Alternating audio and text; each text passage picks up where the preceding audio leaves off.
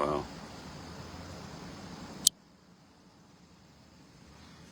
Hi, everybody. Just wanted everybody to know where I am. Tonawanda Bike Trail, heading to Buffalo, heading to Shoshone, where I used to pretend to coach baseball. I'm a good actor. Trial lawyers have to be. Big topic today. Let's break 1,000 viewers, please. Can you share the damn thing? Like it, whatever. I'm going to explain today why America's turning blue. First, I'm going to show that it is turning blue. Second, I'll explain why. In no particular order, I'll also explain why it's bad. It's really bad. It's really, really, really, really bad. And then I'll talk about what you can do about it. So that's a lot to talk about before I hit Hurdle Avenue for my coffee at Dash's. Buy local for liberty. I have all these programs that would work if people did them, and nobody's doing them except me. It's pretty funny. You know, am I crazy? Yeah, I'm crazy. Good crazy, though. So people will catch on because all the other ideas have failed. Eventually they're going to come back to the libertarians and my particular brand of libertarianism, which has the most programs. Not to disparage all of my fellow libertarians, but I actually have action programs for everything. Kind of like I have a book for everything that I talk about. So, America is turning blue. So how do you prove that? Well, North Carolina is tied. Let's just talk about a few of the states. And when I say blue, red, I'm talking about in presidential races, but it's also reflected in the states, except for one state, which I'll get into, I hope, which is a little fluky because it's blue nationally, but red locally. Figure that. So North Carolina's tied. That's pretty disturbing because that traditionally was a red state. I think Obama won it once, but yeah, a bunch of Yankees moved down there. It's academia is strong, high tech is strong. You tend to get a lot of Democrats in academia, but still, Trump won it, I think, twice, and now it's tied. So just the fact that you have the weakest major party presidential candidate in history who's like tied in the national polls. I know the smart money's on Trump. If I had any money, I'd put it on Trump. I think Trump's going to win. That's really kind of beside the point. But country's definitely trending blue. Let's talk about Texas. The Senate race is close down there. The Senate race in Florida is close. It's not just North Carolina. There's a general trend that states that were once red are now turning purple or blue. And I'll talk later. There's a few states that are actually trending red, and that's really important to know what they are for reasons I'll explain. So, but the fact that this horrible presidential candidate, well, first of all, you had a senile guy who was a horrible president for 4 years. And he was only down by a couple of points nationally. It's just that meant he was going to lose the Electoral College. But still, commanded a tremendous amount of support. And then they take him out really improperly, put in a candidate who gets all the delegate votes with no campaign, no process for, okay, who wants to run? What's your platform? Let's have a debate or two, and then the delegate. No, she was just installed by Obama and Pelosi. And she's like tied. I mean, the woman is incompetent. And I don't know if she drinks or is on drugs, but it doesn't matter. She appears to be drunk or on drugs a good deal of the time. So this is the easy part. The country's definitely turning blue. Let's talk about why that's bad. Well,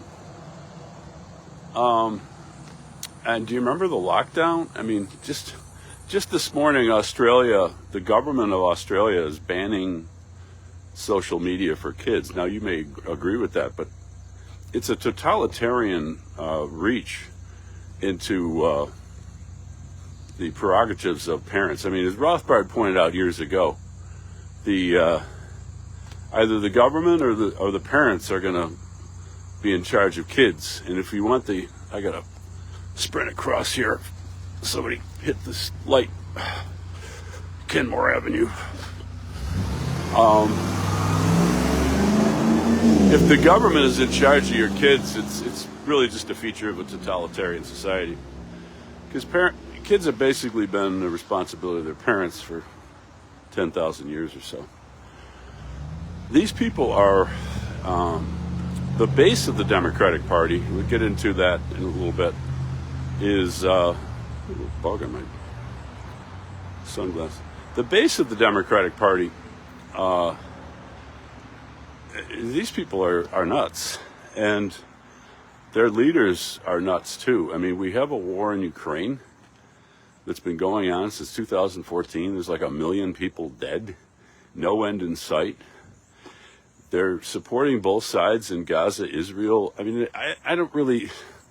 My point is this, that if the country turns blue, we're all in a good deal of trouble. I don't think there's really any question about that.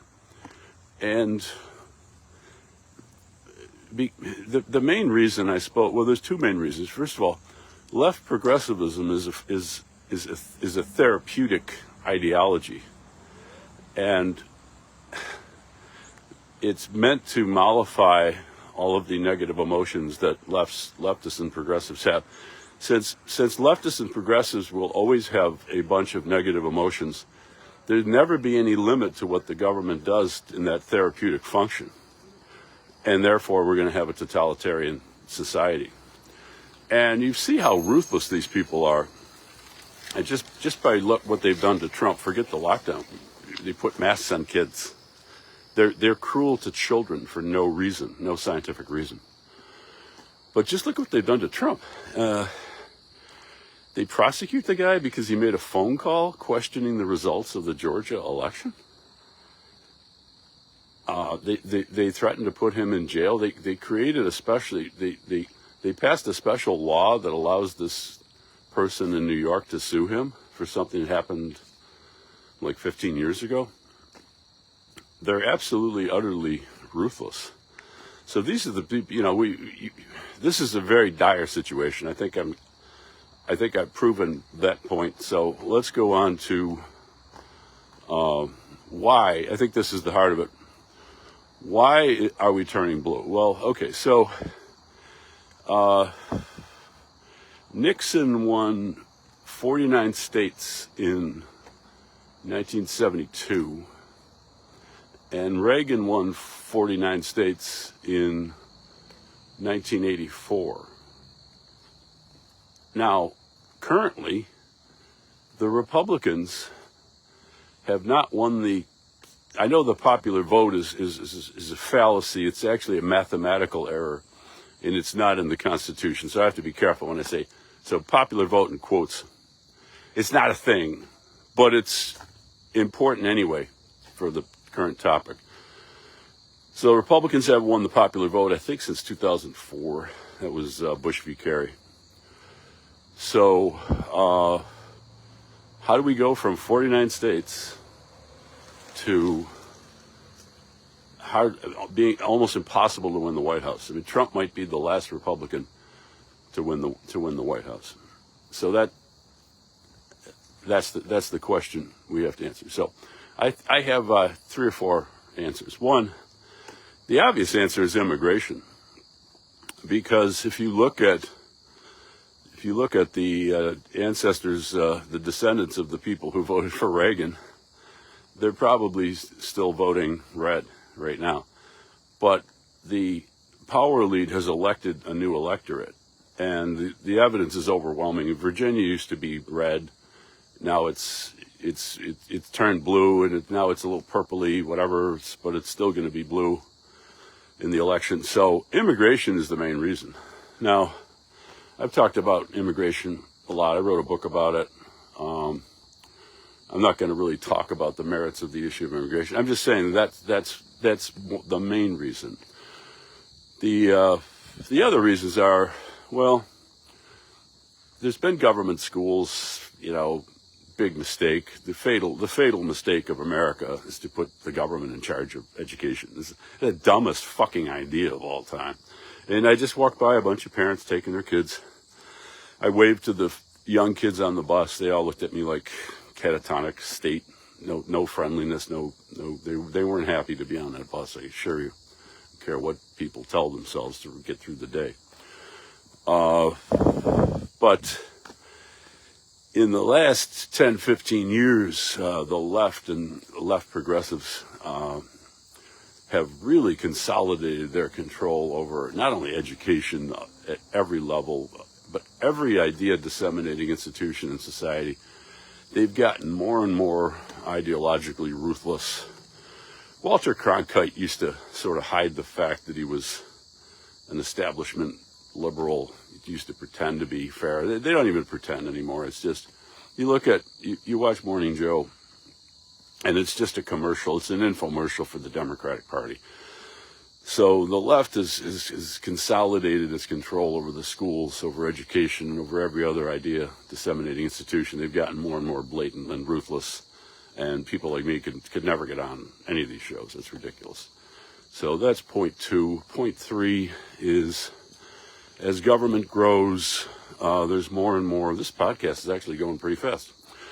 As government grows, there's more and more people dependent on government. Those people, the net tax consumers, tend to vote Democratic. The evidence for that is overwhelming. There are some government workers who vote Republican, as basically cops and military people. So as more and more people become dependent, as the economy continues to be destroyed, there's more and more incentive to vote Democratic to keep the cash flowing. And then the other reason is a little subtle, but if you understand my theory that progressivism and leftism, those are two different things, by the way, but they're conjoined. They're both forms of therapy. And my view of politics is very, well, my overall theory of politics is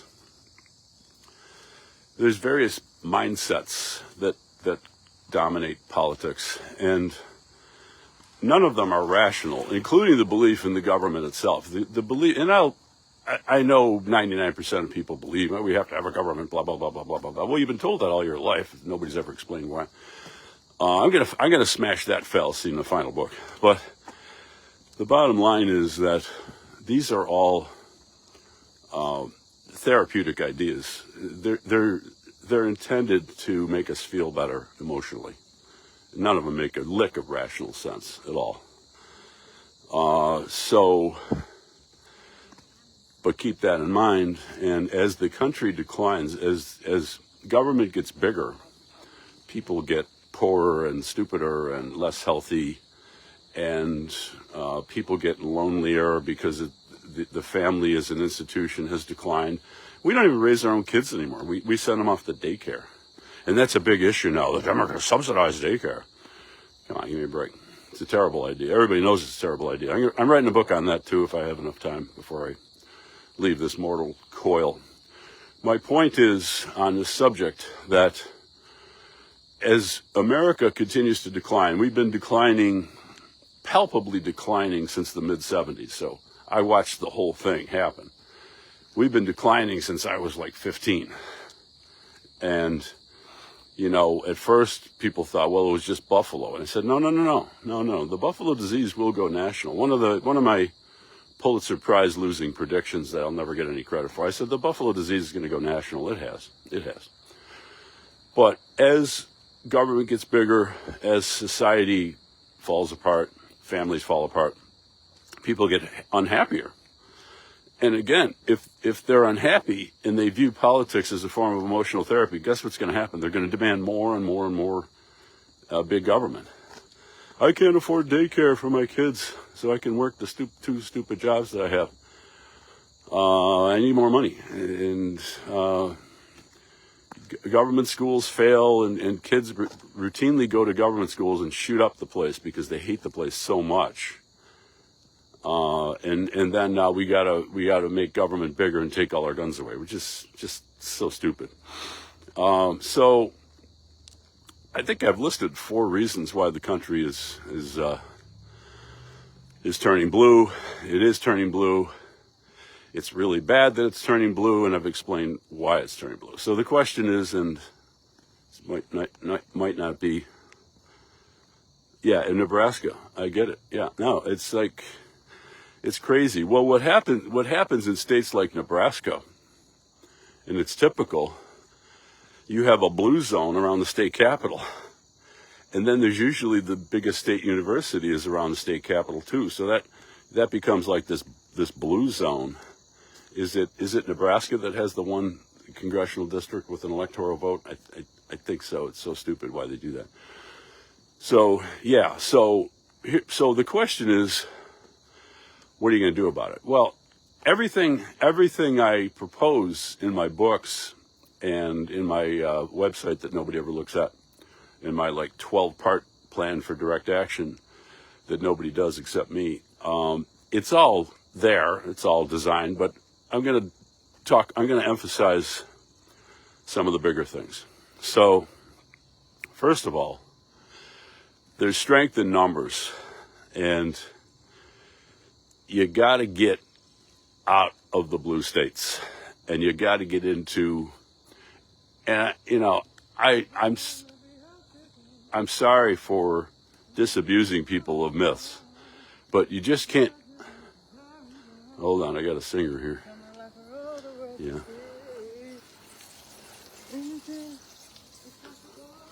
Okay, that was beautiful. Just a guy singing on a bike. You can't just go to the South anymore. That's obvious bullshit. Don't move to a purple state. Don't move to a blue state. Don't move to a state that's going to turn blue. So, where do you go? The main thing here is voting with your feet.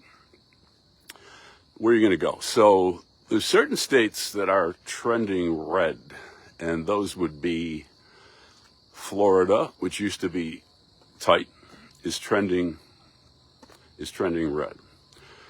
Ohio is trending red. I think Idaho is trending red. And I'm going to mention 5 states because I'm not going to go through the whole litany. Actually, there's not that many states to move to. So I'm telling you the 5, there might be 8 if you want to extend the list a little bit.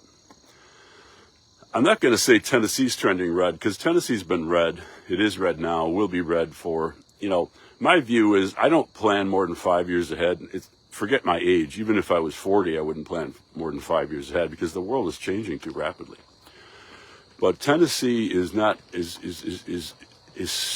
solidly red, and it's a state that people are beginning to move to on purpose. I just saw Pete Hegseth from Fox speak. He moved his family there 2 years ago on purpose from a blue state, New Jersey. So there's, let me mention a 5th state. So New Hampshire is actually a blue state in presidential elections, but it's the freest state. So that's a little bit of an anomaly there. But so those are states, you should move to those states. I would move to there's one thing I haven't covered. People say, well, it's so bad the country's turning blue. I must love the Republican Party. No, the Republican Party sucks. Let me just put that on the record. The Republican Party sucks. The Republican Party is useless. Because this trend's been going on for decades, and they're supposed to be the opposition party, and they suck. And I'm probably not the most famous critic of the Republican Party, but if you take the number of words I've written or spoken attacking the Republican Party, and then factor in the research I've done on it, the statistical research I've done, And then if you could somehow factor in the ferocity of the criticism, and then factor in the how long I've been doing it, which is 43 years, I'm not a fan of the Republican Party. I'm really more talking about, when I say red areas, I'm really talking about the people, because the people who vote Republican tend to be pretty decent people, although they're extremely naive, and they've been lied to about the Republican Party for so long that most of them still believe in the bullshit propaganda. So those are 5 states.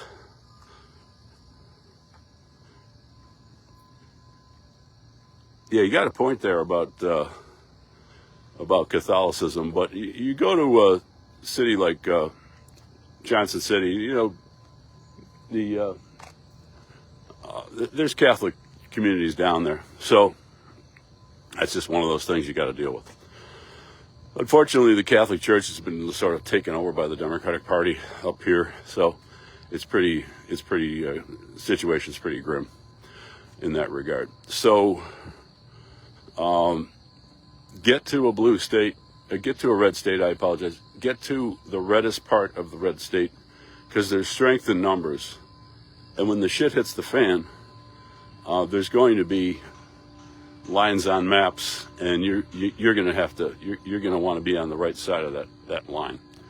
So I hate to tell you this, folks, but that's my thinking. I've studied history pretty carefully, particularly recent history, particularly the last 50 years, and I'm not predicting anything, but if you do a political science analysis of the types of countries where war breaks out, most war is intra-state. In other words, inside the state. Most war is civil war.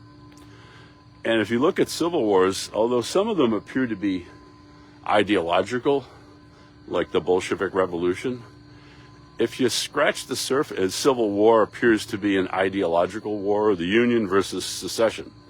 But really, all wars turn out to be tribal. This is the Ostrowski theory of history. All the PhDs in history haven't noticed this, but I've noticed it, because my motto is I open my eyes and I see what's in front of my face and I say it. So,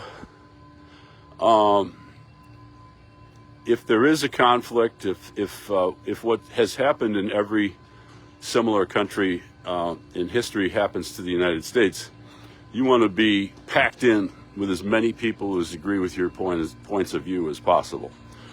So, voting with your feet. A couple other points. I recommend everything in my direct action program. Get the kids out of government schools. Get the kids out of daycare. Get healthy. I'm writing a book. My next book is about voting with your health. But the basics, I could give you the basics on the back of a business card. Stop eating sugar. Stop eating wheat products. Walk 7,500 steps a day. Limit alcohol consumption. Exercise. All those things. Big point. The Second Amendment. The only thing that, if we're going to have a country run by a bunch of sociopathic blue politicians catering to the deep-seated psychological needs of their crazed constituency, the only thing that in history has shown restrains government growth or government tyranny is the right to bear arms. So this is the number one issue. All attempts to further extend gun laws have to be resisted. People need to move out of those places where the gun laws are strict. And really, gun laws have to be rolled back.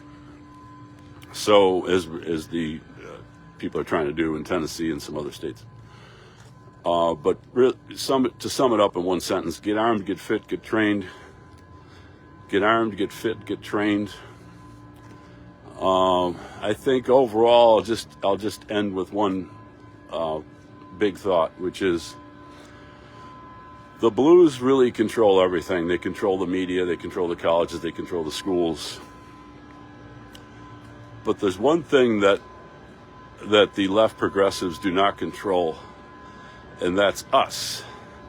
That's you. That's me. They don't control us. Now, that may seem like a banal truism, but it points the way to a strategy which not only which will work. Let's put it that way. It will work, and that strategy is direct citizen action, which is the theme of half of my books and my website, libertymovement.org. So you vote with your feet. You vote with your dollars. People are picking up that idea. I had that idea 15 years ago. I didn't monetize it. My fault. Vote with your kids. Vote with your jury verdicts. That's a major part of my program. I haven't even talked about it. Vote with your arms. And I think you know what I mean by arms. Through direct action, we can survive this blue onslaught and overcome it and preserve our liberties and our little enclaves until the whole thing falls apart. Because at the end of the day, the blue people need us. We don't need them. We're fine. I mean, these farmers who vote like 80, 85, actually the farmers themselves probably vote 90% for Trump. It's just that the school teachers in the rural areas, they vote for the blue party. But do these rural farmers really need us? Do they need the people who live in the inner city or in any part of the city? No.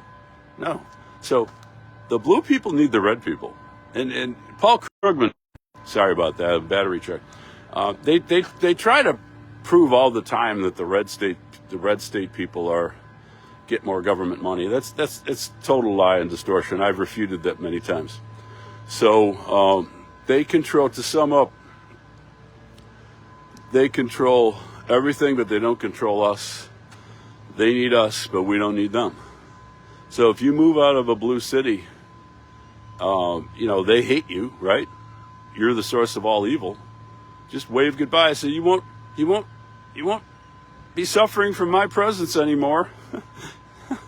So that's my theory of what's happening in America and why. So please share, and we'll see you all soon. I'm going to do a debate podcast tomorrow and answer the questions that the way they should be answered by an American.